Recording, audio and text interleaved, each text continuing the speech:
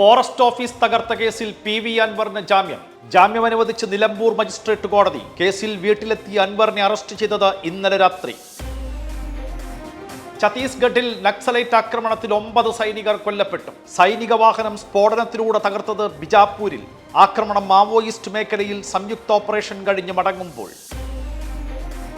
India ഗേറ്റിന്റെ പേര് മാറ്റണമെന്ന് BJP ന്യൂനപക്ഷ മോർച്ച അധ്യക്ഷൻ. ഭാരത് മാതാ ദ്വാർ എന്നാക്കണമെന്നാവശ്യപ്പെട്ട് പ്രധാനമന്ത്രിക്ക് കത്തയച്ചു. പേരുമാറ്റം കൊല്ലപ്പെട്ട സൈനികർക്കുള്ള ആദരവാകുമെന്നും ജമാൽ സിദ്ദിഖി.